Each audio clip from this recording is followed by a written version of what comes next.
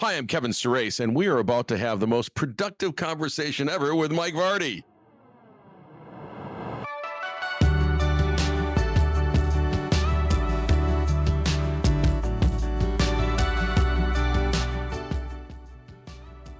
Welcome to A Productive Conversation. I'm Mike Vardy, and in today's episode, I'm excited to chat with Kevin Surace. He is a real powerhouse from the Silicon Valley, a serial entrepreneur and CEO who's been named Entrepreneur of the Year. He's also been called one of the top innovators of the decade. We dive into his productive practices, the idea of what he believes helps him balance the myriad of roles that he's had, whether he's a night owl or an early riser, and you might be surprised to hear his answer to that.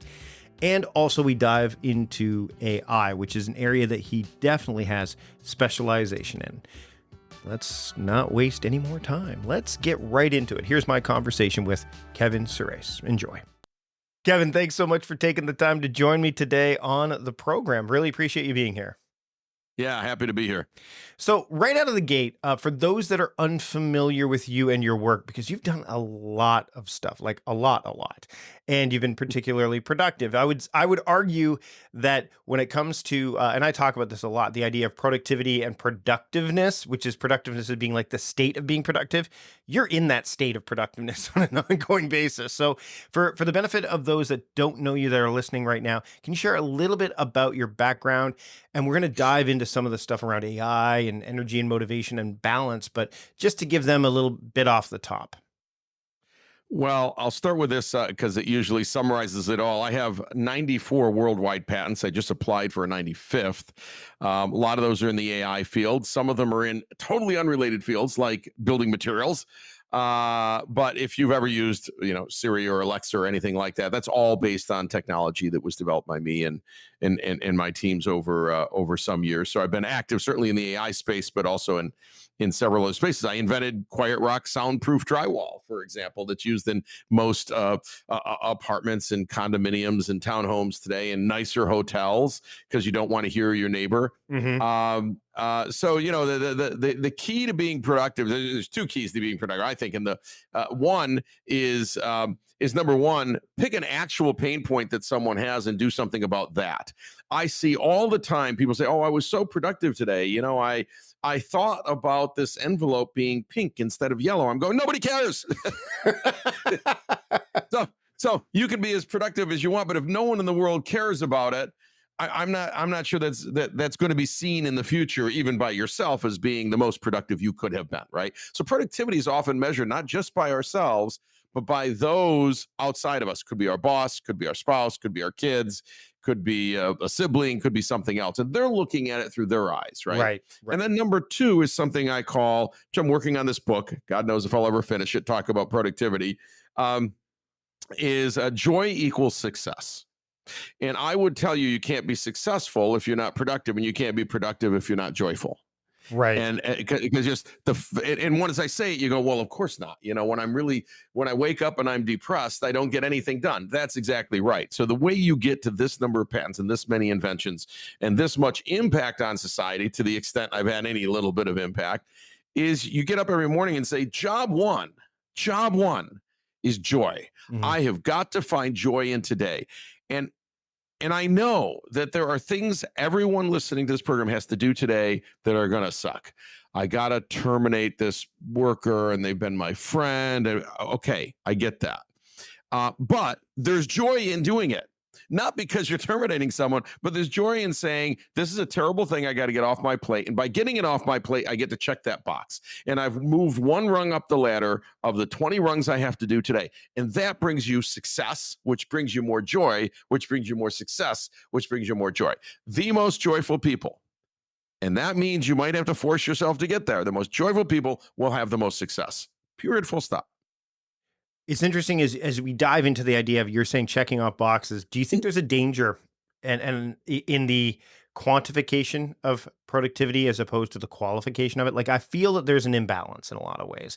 And what you're talking about is kind of like to me it sounds like it's the beginning of balance. Like the idea of quality matters. But do you find And I'd love to hear your thoughts on, whether that's something that you've discovered recently or if it's something that you've seen that's permeating over the years of the work that you've done.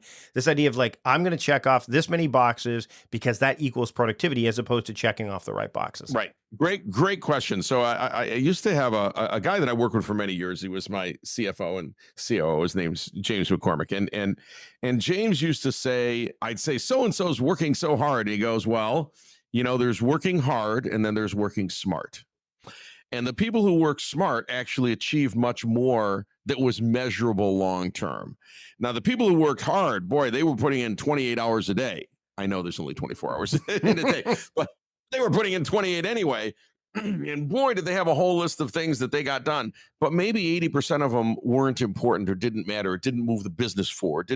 So that's when I said, when we opened the conversation, I said, you have to go solve actual pain points in your life, in your business, for your customers, whatever it is, right? So if I'm solving something that I think is really interesting, but I don't have a customer out there who cares, I might see myself as productive for the entire day, but you actually achieve nothing, right? If you were measuring yourself on the business, right? So I'll give you an example. You're doing this podcast, okay? If you did 8 of these podcasts today, which would be an intense, immense, hard thing to do, in fact, you could say that was truly a productive day because my job is to put out podcasts and I did it and I hope they were all great and I chose my guests well, et cetera, et cetera. But if you sat around for the entire day pondering, when you might someday do another podcast, at the end of the day, you actually didn't achieve anything. You strategized a bit, but you're going to ultimately have to do something, right? Ultimately, in this world, we make things that we might make things that are physical. We might make things that are virtual. We might, but there's an output, there's an outcome, there's productivity, and productivity, in fact, is measured by output, right? The gross national product is output of your people. Period. It's not how much your people contemplated, how much they were thinking. Now, we realize there are times that you have to strategize. So I'm going to go write a book. I'm going to have to take some time to strategize about what the first 3 chapters are, let's say, right? And so that might be strategy, might be part of what's required to ultimately get that book out or some other thing out, right? So I don't want listeners to listen to this and go, oh, he doesn't understand, I've got to work on this deep math problem. And yes, of course, there are people doing AI algorithms today, for example, that are 1,000 times smarter than I am. And they're in the deepest labs at whether it's Google or Facebook or Apple or whatever. And they're down in the algorithm itself, not the applied AI, which we'll talk about in a minute, but and they may have to just sit there and work out some new math. I don't know, for months. And it doesn't work half the time. And finally they get into it. That's a very specific job. And their job is to fail a lot until they finally succeed with the right formula, the right algorithm that finally works, right? And so I don't want to take anything away from the brilliance that happens there. But most people in most lives, and most of the people listening to this podcast, they actually have to produce something every day. And that's going to be seen in the eyes of the beholder, not just in yourself. Right. And that goes back to your earlier discussion about like what people see, the lenses of productivity that we're all looking through, right? But interestingly, what I find, and you balance multiple roles. So I do the same. Like I host this podcast, but I'm also a writer. I also, make videos. I teach. It's funny. There are times, and I've struggled with this, and I've gotten better at it. Is the propensity of me to go, okay, you know what? I will do 3 podcasts because I want to get ahead. I want to get ahead to have like 3 months worth ready. Like that way I can focus on the bigger things. But in some instances, it's not necessary to get that far ahead. And what I'm actually doing, and I've done this before, and I know I'm not alone. I'm sure listeners out there, I'm actually delaying the thing I should be doing while getting ahead on those other 3. So it's tricky. Yeah. So how do you catch yourself doing that? I mean, especially when you're balancing multiple roles, and how do you pull yourself out of that? Do you know what happens is everyone puts off the thing that they don't want to do or the hardest thing and keeps putting it off. We all do that because we go, oh, look, I've got 10 things to do. Let me tick off these 9. They're easy. Tick, tick, tick, tick, tick, tick. And then a bunch of emails come in and this and that. Before you know it, the day's over. You didn't get to number 10, so you're going to do it tomorrow. But tomorrow, there's another 9 things that are also easy. So you get to do those. Hmm. And this is human nature, right? Human nature is put off the really hard stuff till later. But there is great value in doing the hard stuff up front because you absolutely want to get that box done. You want to do it while you've got the most energy to do it. You want to do it while there's still joy. When it's done, you feel very successful, because joy equals success and success equals joy. So so I think there's great value, but I suffer from this. Everybody suffers from it. What do I do? I make a list. I have literally printed out to-do lists. I print them out and it makes me handwrite in the to-do list the 3, 4, 5, 10 things I have to do today. And they don't get crossed out until I finish them. And I have to do everything on the list before the day is ended.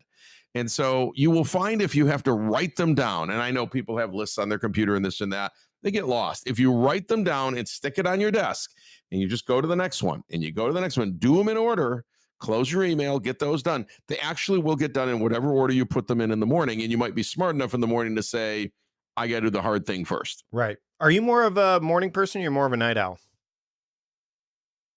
Well, if I had my druthers, I'd work all night. But I'm married, so I don't. That's not one of the choices to staying married. But look, I think you can talk to most highly productive people. And if they're allowed to be single for a week, they will find themselves getting up later and eventually drifting to work till 1 or 2 or 3 or 4 a.m. So, and yeah. the reason is, you know what the reason is? Sure. Yeah, I'd love to hear it. No meetings, no emails. Yeah. It's 1 a.m. There's no meetings and there's no emails and there's no voicemail and there's no texts. You actually get your work done. It is the most, I was just with a friend yesterday. We were talking about this. He's actually a music arranger, writer, and he is the most productive from about midnight till 4 a.m. because nobody bothers him. No texts, no emails, nothing comes in. There's nothing to bother you. I mean, an occasional bomb from Iran going into Israel that we shoot down. But other than that, nothing else to even pay attention to in the middle of the night, right? So that is the most productive time. And I think people would love to do that. And a lot of coders do that. That's why they come to work at like noon because they were up till 3 or 4 a.m. coding. Why do they code in the middle of the night? Nobody's bothering them. Yep. Same thing. Right? Yeah. So highly productive in the middle of the night. You've got a lot of energy, Kevin. Like, I mean, you've done lots of talks and you energize and you educate audience. You're doing it right now. How do you maintain your own energy and focus? Like, what do you do that kind of keeps you at that level? Obviously, you talk about the joy and success kind of, the equation there. That's obviously going to be part of it. But are there any other things that you do? Goldie Hawn, everyone probably knows who Goldie Hawn is. The actress Goldie is a friend. And she told me once, she looked at me and she says, Kevin, you and I are some of the only people I know that just were born with high dopamine. You just go, go, go, go, go, right? And so, first of all, it helps to be born with high dopamine, I think. I wonder how Kurt Russell handles that. But anyways, continue. Yeah, I don't know. Not well. He does his own thing. Kurt's a great guy, by the way. Makes great wine called Goji wine. I love Kurt. I will tell you that a couple of things. First of all, I do exercise every day. I'm a Pilates, TRX, a variety of things. So there's an hour a day that has to be exercised, and there's a good reason for that. I'm not here to necessarily promote exercise and longevity and all. That's a whole different topic, but there's a reason for it because otherwise we're sitting at a desk, all of us, and we're looking at a computer and we're having some meetings and we're getting tired. And your body's getting tired. And, you sit in a chair for 12 hours and you go to stand up, you can barely walk. And of course, because the human body wasn't meant to do that, right? So we get standing desks, which are great. I'm sitting at mine right now, but this desk goes up. And I think yours does too. I'm using an uplift desk right now. Yeah, it really, really works. Yeah. You just push the chair aside, you can stand. And so there's that. So you got to think about, look, I've got to get up and I've got to keep my body moving. And I've got to find an hour a day for exercise to do something. Go lift weights, run on the treadmill. If you don't like to run, do Pilates, do reformer, do TRX. For me, I have to take a class because if I don't take a class, I'll go, I've got more things on my list to do. Yeah. And I won't prioritize exercise. You got to do that. That's number one. Number two, you have to get up and realize the minute you wake up, the alternative to waking up was really bad. It was death, right? Because if you didn't wake up, you died. So here you wake up, whether the sun is shining or not, you have an entire day that you get to make your way exactly the way you want it to today. It's your day. Every day is your day. Yes, I know there's family and there's commitments and things, but every day is the day that you're going to make of it. And so if you take that first few moments and say, look at the joy of today. I'm not dead. I didn't pass away overnight. A lot of people do. I didn't do that. I'm here to live another day, and I'm going to make the best day of it I can. And I'm going to be productive, and I'm going to have a sense of purpose in this life and a sense of purpose for today. And so that when I end my day, I can look back and I may say, I didn't get everything done that I wanted to do, but boy, I did a lot today. And I moved society forward, or my company forward, or my family forward, or my life forward, or whatever it is. And boy, that's when you know joy starting in the morning equals success all the way at the end of the day. All right, let's get into AI because we earlier you were talking about, we discussed this, the idea of not doing the hard things early. Comfort plays a lot of role in that, right? Like a huge role. Like it's not comfortable. It's all, there are a lot of people out there that are not comfortable with what's going on with AI. There's people that, maybe listening to the show that are unsure of what the future holds, of what role will it take my job? How will I interact with it? You are incredibly well-versed in this area. So this is your chance to say either run for the hills or, it'll all be fine. Here's some things. Now, again, I'm going to two opposite ends of the spectrum, so it's a lot more nuanced than that, obviously. It is. And of course, it's going to impact different people in different ways. But let's start with this. Sure. All technology impacts many tasks and sometimes even jobs. Okay. You're podcasting. If this was 20 years ago, to do a show in your way, any way you wanted to, with almost no oversight, you had to own a radio station or a network, literally own. In a radio station, you could probably buy or build for $5 million, towers, transmitters, all of that, right? Mm-hmm. Today, you can be a podcaster for, a few $100s. Pick your poison, right? With those headphones, maybe it's $800. But I mean, you get the point. These are by the way, you're right, because I worked in college radio for a while, and that was the closest you could get after 10 p.m. when they weren't really paying attention. And these are the very brand of headphones that I wore in college radio to kind of remind me of that. But you're absolutely right. Oh, yeah. That's right. College radio, all our college radio stations, you could go broadcast at 10, 11, 12 o'clock, and nobody was paying attention.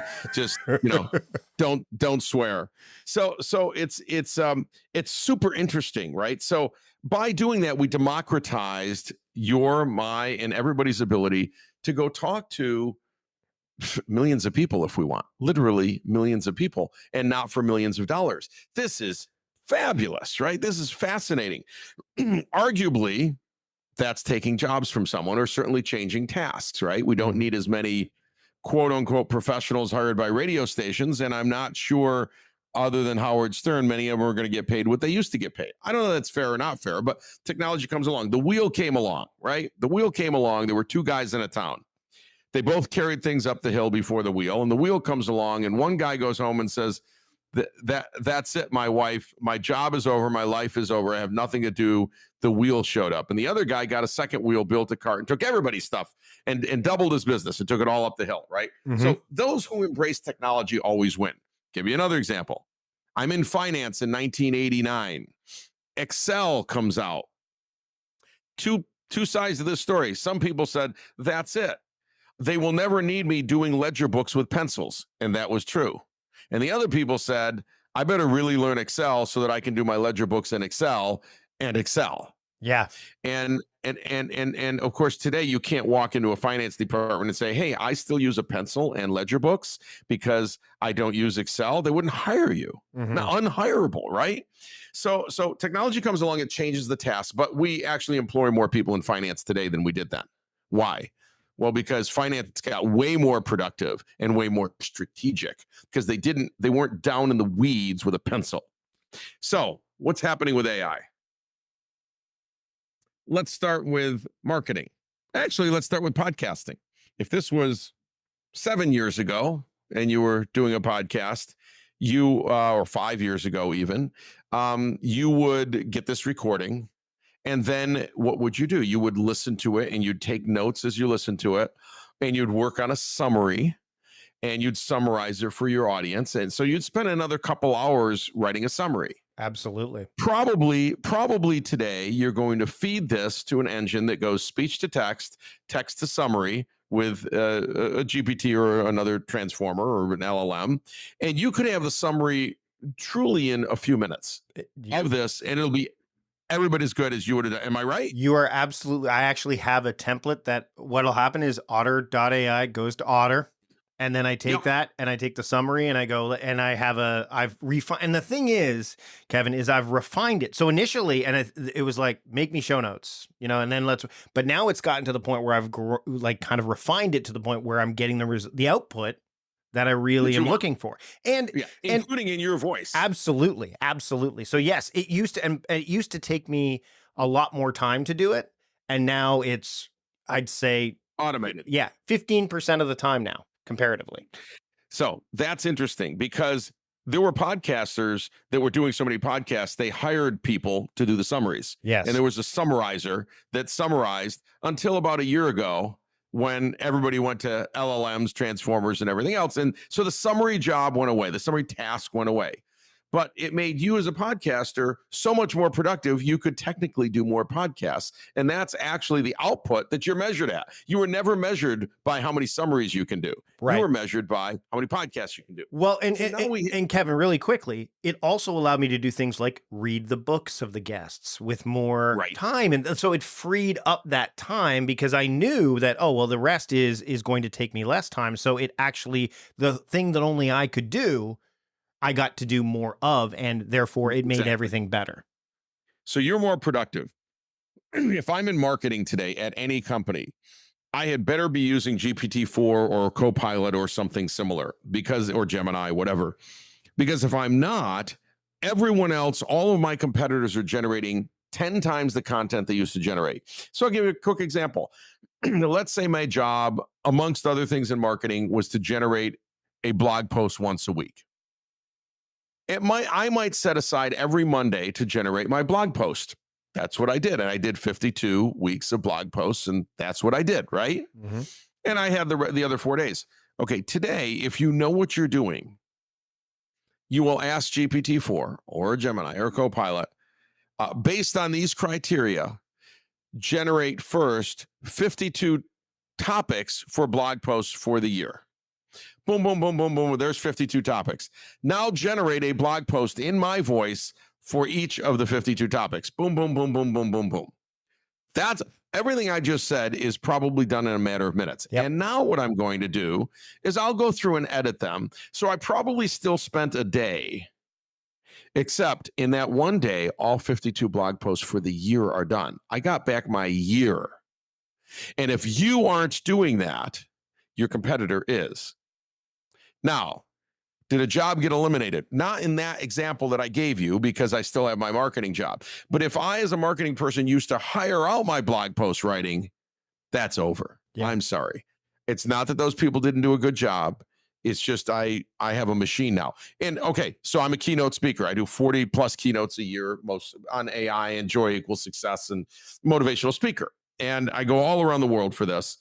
And I used to have an illustrator to create some of the illustrations I needed because they were pretty complicated. They were more complicated than I could do. But now I have DALL-E 3 and I have Midjourney and I have Stable Diffusion, and I can generate all of this in a matter of minutes that used to take weeks to go back and forth with an artist. Now, I used to pay the artist $1,000. I now get it for a penny or 10 cents or something like that, but call it 1,000,000 times more productive roughly than I was. And I also get it in a minute or two instead of a couple of weeks of going back and forth. I don't know if it's as good. Sometimes it's better than I would have gotten. Sometimes it's more creative. Sometimes it's less creative. Sometimes it's not as good. I don't care. I'm done in a minute. Yeah. I am so much more productive doing that than going to the artist. So I'm sorry that artist doesn't have that work to do anymore. It's fair. He's not working for me. He or she is not working for me. But I became more productive because of it. Yep. So you want to look at these tools and say, how in my world, in my sphere of influence, in my work at work or work at home or whatever, can I become more productive by leveraging large language models and visual models? And I can tell you, every bit of your job you can. And Let me give you one more. sure, Home. sure. Home. Yeah. The obvious one is, what should I have for dinner tonight? And I it'll give you yeah. Okay, go. I know where ideas. you're going. Where should I go for dinner? But here's the one that people don't realize, right? I'm coming home, or I'm about to see my spouse, whoever it is. Okay. And I say literally to GPT-4, I had a big argument with my spouse this morning. He or she was yelling at me that I, haven't done enough of the dishes or whatever it is, right? Blah, blah, blah, blah, blah, blah, blah. What should I say tonight to save our marriage and improve our relationship? Trust me, the words that it gives you are way better than you would have ever come up with, because you are going to get detached from your frontal lobe and say things that, even a few words that you're going to regret later on, and you're going to have to say you're sorry. You're going to have to unravel. It doesn't do that. It's like a psychiatrist next to you, and it puts the right sentences together. You could still make it your own. Just deliver that. Trust me. Just do what it says. You'll be in great shape. I actually had to use it for, I was asking it questions about a situation that I came across recently where it was going around in my head. I've not used it and I asked it a series of questions to come, like, what should I do here? What do you think I should do? And I think it was mainly because I couldn't talk to my therapist in that moment, right? And it gave me exactly and the thing is it turned into, it's almost like, again, having a conversation with a reasoned version of yourself. And Yes. The other thing is, I thought you were going to go here with this, but dinner plans and things like that. I was, I remember looking in the fridge and going, you know what? These vegetables are going to spoil. Like that we're close. I have these vegetables are going to spoil. Feed it, and it says, here's a recipe. Here's some recipe. Here's a simple. And again, the interesting thing, and I think this is important to note, when you do that unfiltered, it's generally, especially if you haven't used it, it'll be okay. It'll be okay. It won't be phenomenal because you haven't really trained it yet, but it will be okay. You can then decide, and I think this is an important distinction. I'd love to hear your thoughts. This is not an all or nothing approach. You can decide, I'm going to use it for this and I'm not going to use it for this. But if you don't use it at all, then you are in the most maybe mundane situations, like you talked about off the top, the part like, oh, you don't get to do everything that you want to do. You don't wait. If you can figure out elements of, I have these, again, we need dinner. This is what we have. Make me a recipe. It's far faster than going, Google me a chicken recipe. You're not going to get what you want. And it is such a game changer that if you ignore it, then yeah, you're right. You're going to be left in the dust in so many ways. Yeah, that's right. You ignore at your own peril, because everyone around you, or many people around you, or your competition or whatever, are barreling forward and using it for everything. So I have a GPT-4 Pro subscription, and probably you do. I use it for everything I can, including coming up with ideas. Like, in fact, if I was a podcaster, I'm not. I'm a guest on some, but if I were, I'd say, who are some guests I might want to have? Yep. What are some different topics that I might want to do that align with my topic? And what people don't realize is, as you said, you can keep refining this and refining it. You can go back and, that's not fine enough. I'm thinking more in this. I'm thinking more in that. Give me some ideas specifically. So you can have this conversation round and round and round 5, 6, 7 times. The other thing people don't realize is you could put in a 2,000 word prompt. It doesn't have to be 5 words. People think, they're going to get, I want a recipe for dinner, and they think that's the prompt. Yeah. No. You haven't even begun. I would like a recipe for dinner based on these things in my fridge, but also something that maybe Ben Franklin would have liked, because my favorite tastes are this kind of umami and this kind of thing, but I don't like it too salty. You can just drone on, and the more information you give it, actually the better result you get. And you can dictate that too. You don't have to type it in. You can dictate it. But so you're talk to the darn thing. So you're it's funny because whenever I go into a conversation, I'm like, okay, I know I'm going to be able to talk to Kevin about this stuff. I generally ask GPT, I'm like, what are some of the things we could talk about? Now, we've touched on some, but not all. And I guess that is a ringing endorsement for it, because there's some stuff that I did not talk about that are listed here that I could look at and go, oh, well, let's talk about this. Because again, there's still a human element. There's that nuance, and that won't get lost. I'll give you an example. I Sure. was speaking to a group of food manufacturing experts. They build food manufacturing plants. And so, one thing I said is just give me a list of ideas of something related to, some particular food. Boom, boom, boom, boom, boom, boom, boom. And I go, okay. I think I wanted ideas for blog posts about food manufacturing. And there were like 20 of them, and I wouldn't use them all, but I might have used 5 or 6 of them. So you don't have to use all the ideas. So use it as an idea aider, an ideator, idea generator. The other thing, just funny in that particular case, someone was in the audience who runs the Tyson chicken nugget plants. So literally, I had it not only I asked GPT-4 to generate the list of equipment in a chicken nugget plant for automated chicken nugget manufacturing, but then I fed that to DALL-E 3 and had it create visions of, illustrations of what the chicken nugget plant might look like and how many trucks I could have and sort of all of those things. And so I presented this to the audience, and then I called on the guy from Tyson. I said, is any of this right at all? And he goes, it's all correct. Yep. It surprisingly knows how to make a high volume chicken nugget plant. Now, what's funny, and to your listeners here that they need to know, actually, the darn thing only knows how to put together sentences. It doesn't actually know how to build a chicken nugget plant. It has read enough information somewhere on the web about how these things are built where it knows how to put together sentences in the proper order. And that's all it's doing. Words into sentences next to each other, the phrases, right? And that's how you get where sometimes it hallucinates, because it's mostly trying to fulfill its core mission, which is build a sentence in correct sentence structure based on other things I've read. And it does that, but it may have read fiction, which it has, and it may create something of fiction, including making up legal cases and making up deaths that didn't happen and it's trying to build a sentence for you. So whenever you get anything back, curate it, be thoughtful about it, have critical thinking about it, but it's going to change your life because you have this assistant that you're paying hardly $20 a month for, and you can use it for everything. Kevin, you brought up a really good phrase there that I think maybe AI will actually help improve this. Critical thinking.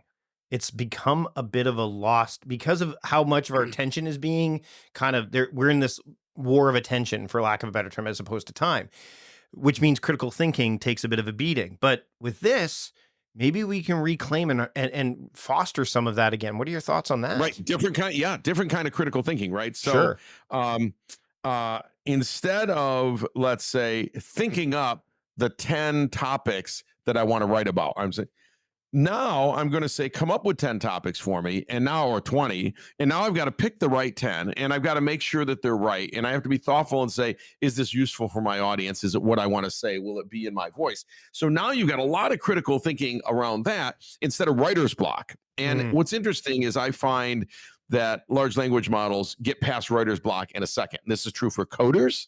It's true for blog writers. It's true for novel writers. So I could put in my an entire chapter of my novel if I was writing a novel and say, I just don't know what comes in chapter 2. Give me some ideas. Boom, boom, boom, boom, boom, boom, boom. Now, it didn't write the novel for you, but you go, oh my goodness, idea number 4 is brilliant. I'm going to go down that road. And I'm going to tell you, almost all the patents going forward are going to be partially written by something like a Chat GPT. They didn't create the core claims of the patent, but they gave you some ideas that you should include in there that you might not have had yourself. And as long as you came up with the core invention, that's not illegal. You didn't do anything illegal. You're asking for, help from a computer system, basically. So everything you're doing, from patents to blog writing to podcasting to dinner to where should I go on vacation, give me some ideas. By the way, here's 10 things I need to get done today. What order should I do them in? It'll give you an opinion. Based on, for example, you're a night owl. If you're a night owl, based on the fact that I'm a night owl, and it goes, well, based on this, the intensity level of these tasks, you should do them in this order. Exactly. Yeah. It's brilliant. Yeah. Help me write a business plan for boom, boom, boom, boom, based on, give it a lot, right? Here's my resume. It's 3 pages, condense it to 1, boom. And it's better than you could have ever written it.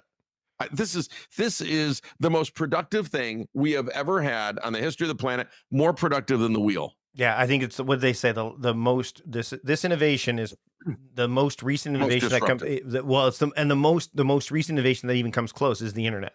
Like that even comes close. And this is 1,000x the internet. Yeah. Before we wrap Yeah. up, Kevin, I just want to ask, because I mean, again, you've balanced a lot of roles. You've been involved in so many things. We've got a lot of innovators out there, people who either are listening to this that are like, I want to get going, and then honestly, there's people who listen to the show that are like, they are in the second phase of their lives. They're like, I'm retired, but I still have this yearning, this desire, this purpose to innovate, to build. What is one key piece of advice, or a couple maybe, that you can offer them that are trying to, number one, maybe improve how productive they are in the building of it, but also like just what they should look for if they want to start to head down that path? Right. So first of all, the new retirement is not the old retirement. Yeah. The old retirement was sit down in front of the TV, watch sports in Gilligan's Island, right? The new retirement doesn't seem to be that for a lot of people. And I know for some people it's going to be that. They're going to relax, they're going to garden. Great. I mean, do what's right for you. But I don't see me doing that because my brain is still active. There might be a day it isn't, but while my brain's active, I should use it. And interestingly enough, I think, the truth is that 60 something, you know so much more than you did at 20 something. Now, some people say, oh, I had so much more energy then. Well, that is, a facet of exercise and joy and how you treat your life and what nutraceuticals you're taking, all vitamins, whatever, right? Mhm. I mean, so you can control that. I really don't want to hear from people who say, oh, I'm 65 and I just don't have the energy I used to. Yes, you do. You can if you want to. If you've chosen not to, I can't help you, right? But if you want to, listen to Peter Attia's podcast a little bit and on longevity, and he's going to live to 126, right? So come on, of course you can have the energy. And the second thing is, but you have tons more knowledge and tons more experience. And the experience you have is likely to lead you to great success. There are some huge companies, that were founded when the founder was in his or her 50s or 60s. Mhm. They went on to become huge conglomerates. And you go, they founded it when they were 60. Why didn't they do it when they were 20? Well, they were working at big companies and they worked their way up. And eventually they said, I've got this great idea, I'm going to go do it. But number one thing you've got to do as an entrepreneur, as an innovator, is don't create features that are looking for a problem. Don't create solutions looking for the problem. Look for the problem.